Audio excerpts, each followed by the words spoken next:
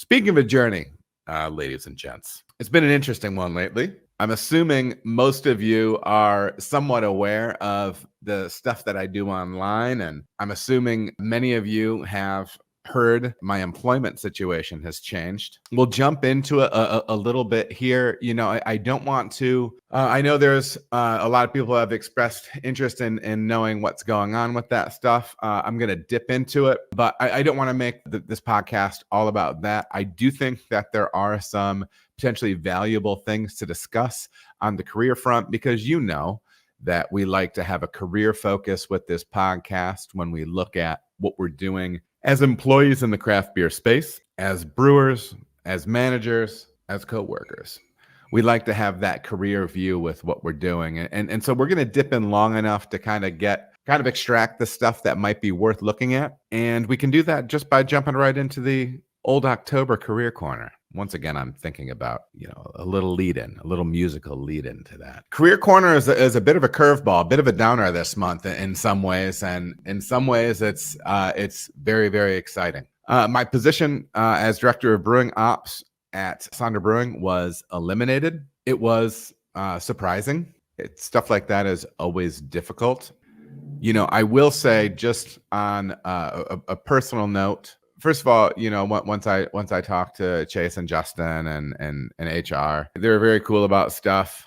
They were good to me in my time there. Justin said that he would write me a letter of recommendation. They said that I could go around and say goodbye to the team.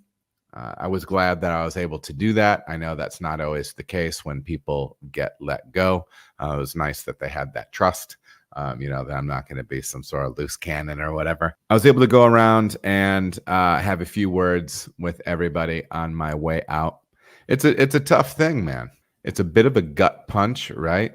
But what I will say is, I drove home. I didn't get on the phone with my wife. I wanted to see her face to face when I told her.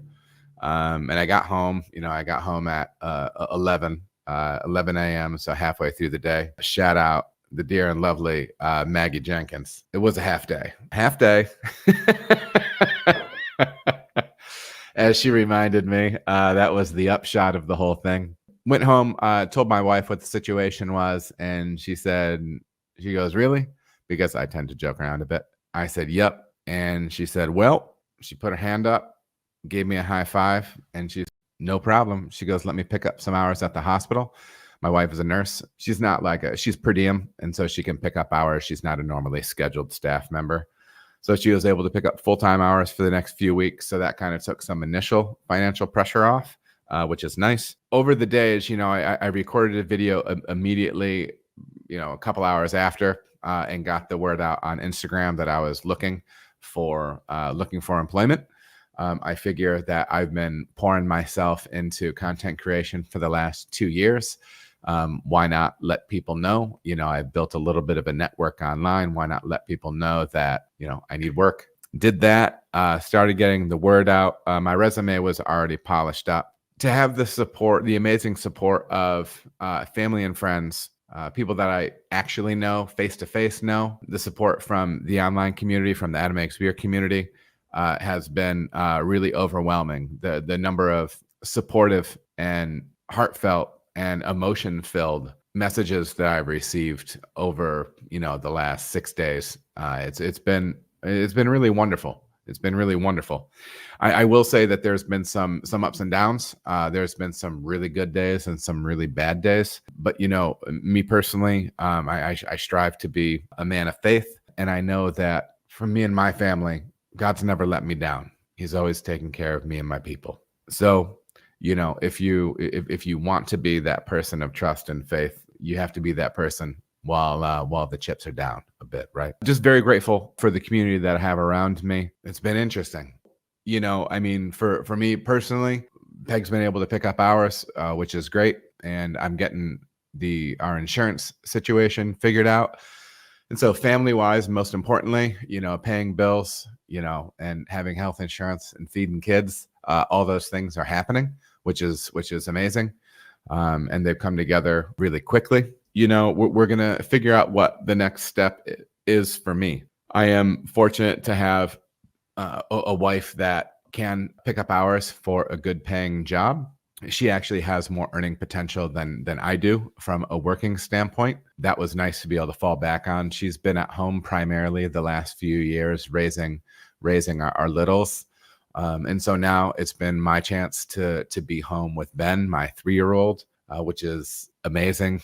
It's really special. Also, it's been a time to kind of figure out what I want to be doing next. It's really just today and over the next couple days where we're really going to be solidifying all of the money stuff, insurance stuff. Once those things are kind of settled in, I'm gonna figure out what I want to be doing, and what I think is the best use of my time.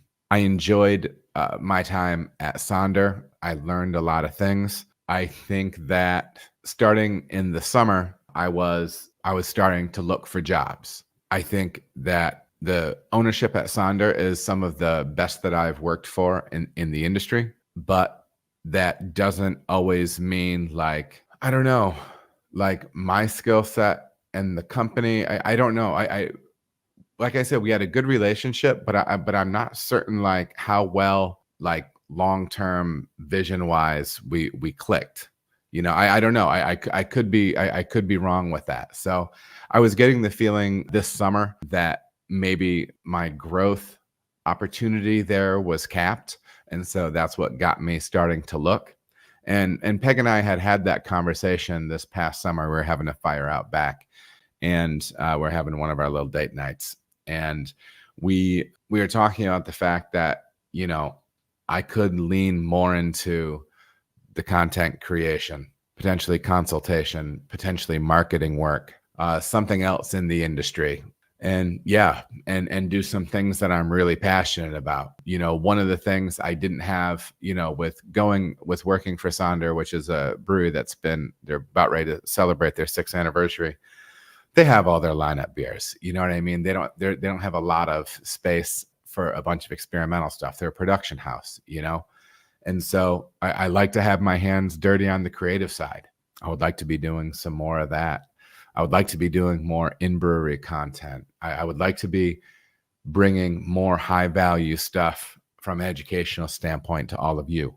So we'll see where it goes. I am going to be dialing things up on the content creation side.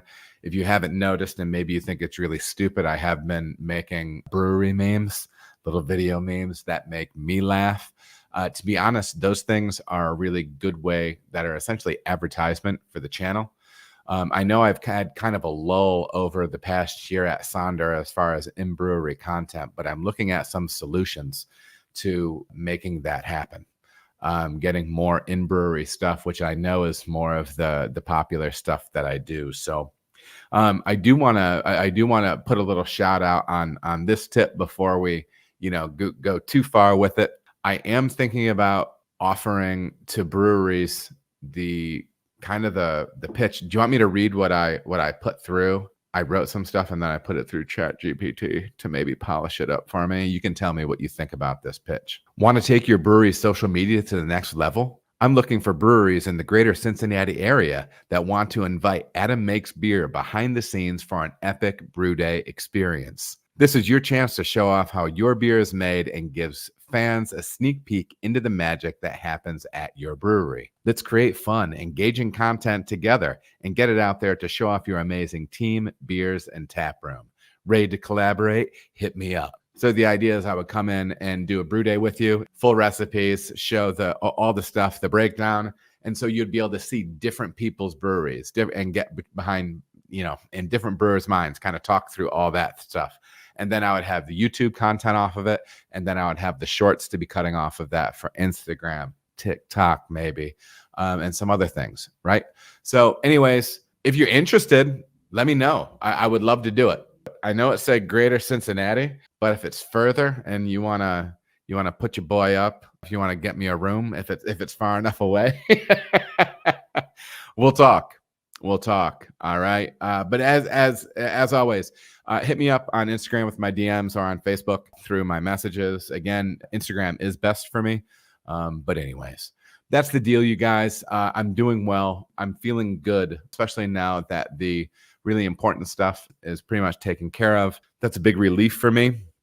And I had two of my boys come over on Friday night, and they brought cigars, and they brought a little bottle of Bullet that I've cracked in here to tonight. And they said to me, they said, "We're not coming over here to commiserate with you. We're coming over here to celebrate with you, because the next thing is going to be the right thing." And I like that. Love to everybody that has reached out to me and showed me support. Everybody that's been good to me.